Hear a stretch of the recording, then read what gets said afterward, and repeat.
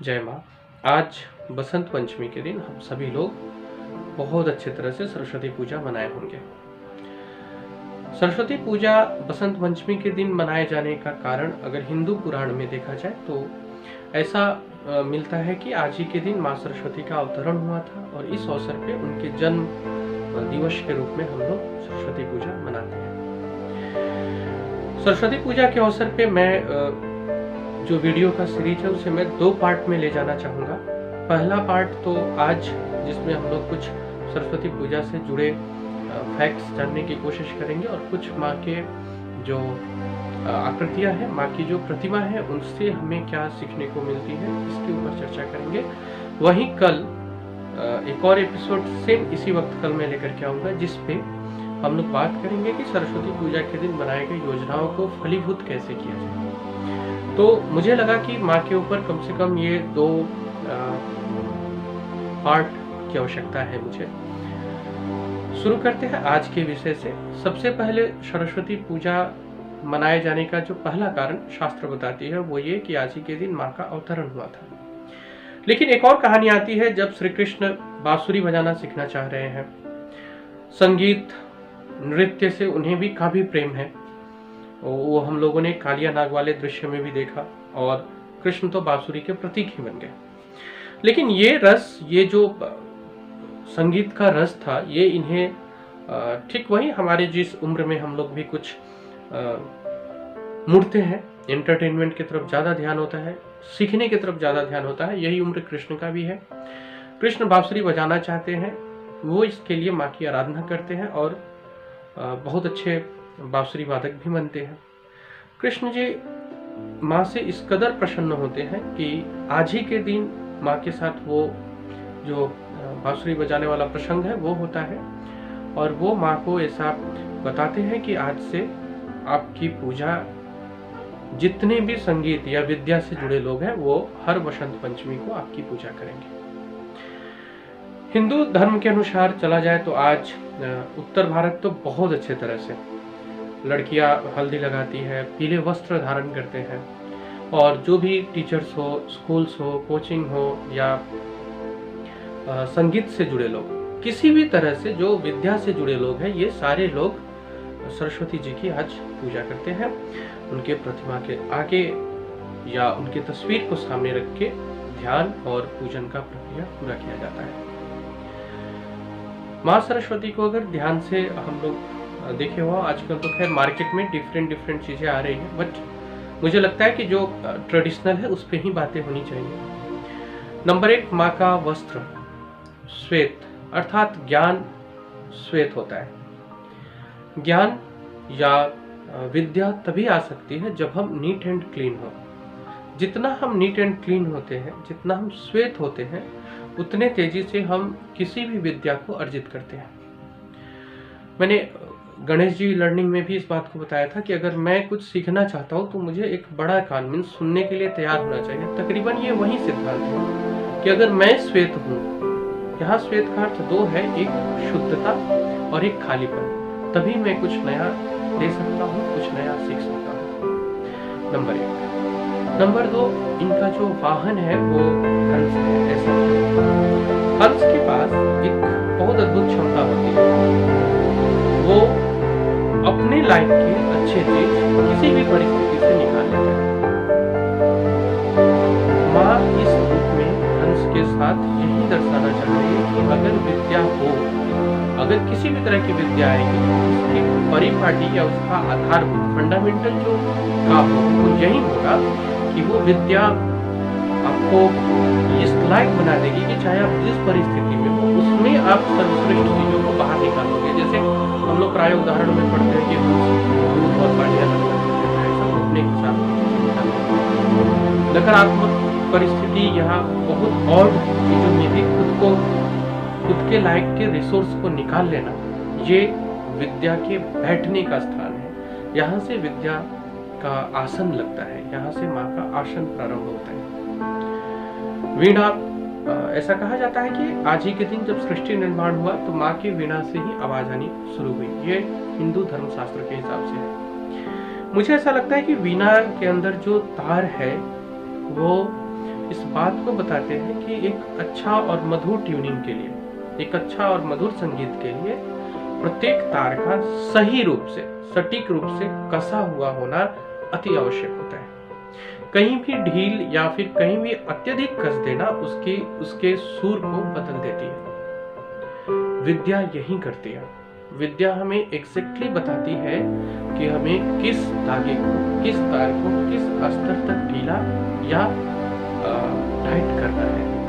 अर्थात इन सारे परिभाषा में कहीं भी नौकरी फिट नहीं बैठती। विद्या मालिक बनाने का काम करता है। विद्या शक्ति है और शक्ति से इंसान मालिक बनते हैं। ये केवल जॉब तक से जोड़ के न देखा जाए, बल्कि विद्या एक ऐसा शक्ति है जहां आप अच्छे और बुरे की पहचान कर पाते हैं, जहां आप अपने तार को सटीक ढंग से कसने की क्षमता रख पाते हैं और जहां आप श्वेत और शुद्ध रहते हैं। अगर थोड़ा और आगे बढ़ा जाए तो ऐसा हम लोग कहते हैं कि इनके एक हाथ में बीड़ा और एक हाथ में माला रखा है। माला किस चीज का प्रतीक है? माला एक धारावाहिकता का प्रतीक है, कंटिन्यूटी का प्रतीक है। अर्थात किसी एक दिन अगर मैं विद्वान हूँ तो अगर मेरे पास विद्या है तो मेरा जो व्यवहार होगा वो उस माला की ही तरह लगातार एक ही पैटर्न का व्यवहार होगा। ऐसा नहीं कि मैं आज बहुत समझदारी से काम किया, फिर रात को मैं डिस्टर्ब हो गया, फिर अगले दिन समझदारी से काम किया। नहीं, संभवतः वो माला इसी का प्रतीक है कि आप अगर विद्वान है, अगर आपके पास विद्या है, तो उसकी एक परिभाषा ये भी है कि आप उसको सर्कल वाइज रूप से अपने बुद्धिमानी का परिचय देते हुए हम उन चीजों को ठीक ढंग से कर पाए। अब माँ तो खैर एक ऐसा शब्द है जिसमें सारा ब्रह्मांड और सारा ज्ञान समा जाए। ये मुझे मेरे व्यक्तिगत सोच से निकली हुई बातें हैं जो मैंने आपके पास रखा, और कहीं से भी मैं विद्या को किसी भी रूप से अर्थ अर्जन या किसी रुतबा अर्जन के साथ नहीं जोड़ता।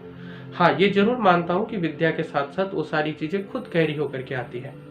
वो किस फॉर्म में आती है वो हमारे ऊपर डिपेंड करता है कि हम उसे किस फॉर्म में लाते हैं, लेकिन आधारभूत आवश्यकता तो विद्या का होना है ही।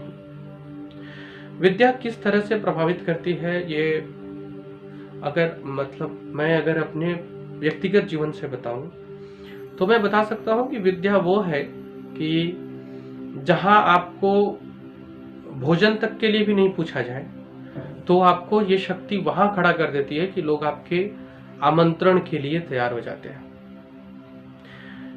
जब आप संघर्षरत रहे और आपके संबंधी भी आपका साथ छोड़ के जाने लगे, ये विद्या ऐसे स्थान पे लाके आपको खड़ा कर देती है जहां वो संबंधी आपके साथ तस्वीर लेने में गर्व महसूस करते हैं।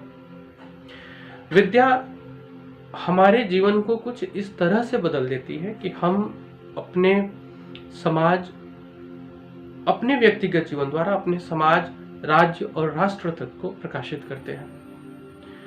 विद्या कुछ इस तरह का परिभाषा आपके समक्ष ला के रख देती है कि आप आध्यात्मिकता को भी बहुत अच्छी तरह से समझ पाते हैं। ये जो एक शब्द बना के पूरे जीवन हम सीखते हैं, आप इससे समझ सकते हैं कि विद्या का कितना बड़ा रोल होता है।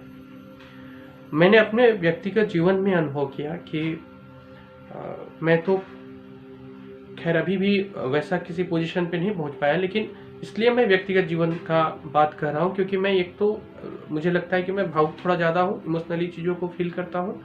तो मैंने हर चीज़ को फील किया और उस चीज़ के साथ जैसे जैसे विद्या को ऐड करते गया वैसे वैसे मैंने उसके अल्टरनेट और अपोजिट रिजल्ट देखने शुरू किए। जैसे किसी एक संबंध में मेरे रिलेशन अच्छे नहीं है, मैं उस संबंध को और प्लस वहां पे विद्या को ऐड किया, रिलेशन अच्छे हो गए।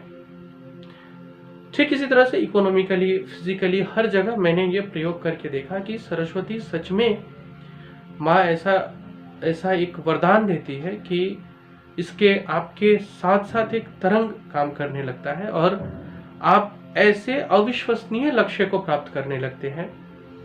आप कुछ भी आपके लिए फिर बड़ा एक लक्ष्य नहीं रह जाता। हम आसपास इर्द गिर्द और अगर इतिहास से लेकर वर्तमान तक को देखें तो हम यही पाते हैं कि लोग उसी का कद्र किए जिनके पास विद्या था, क्योंकि विद्या ही हमें प्रॉपर इंसान बनाती है। हम चाहे जिस क्षेत्र में हो उस क्षेत्र में अच्छा करने के साथ साथ एक अच्छा व्यक्ति बन के उभरते हैं। इसलिए माँ का ये कोटि कोटि प्रणाम माँ को, और माँ का ये बहुत बड़ा कर्ज, ऋण या उपहार कहे हमारे ऊपर है कि हम विद्या अर्जन के क्षेत्र में लगे हुए हैं। माँ करे हम सभी के पास, हम चाहे जिस क्षेत्र से जुड़े हो उस क्षेत्र में लगनशील बने और ज़्यादा से ज़्यादा माँ की कृपा हम पे हो। इस प्रार्थना के साथ मैं कल के कड़ी में मिलूंगा, और कल का कड़ी एक इंटरेस्टिंग कड़ी इसलिए भी होगा क्योंकि कल का पूरा विषय होगा हाउ टू गेट माँ सरस्वती। माँ सरस्वती को प्राप्त कैसे करें, इसके ऊपर जो मेरे विचार है मैं वो लेकर के आपके समक्ष आऊँगा। आज इतना ही। आप सभी को बसंत पंचमी की ढेर सारी शुभकामनाएं। और एक अपने सेक्टर से जुड़ा एक फैक्ट आपको बताना चाहूँगा। आज ही के दिन वो जो कहानी हम लोग पढ़ते हैं मोहम्मद गोरी और पृथ्वीराज चौहान का, वो बसंत पंचमी के दिन ही हुआ था।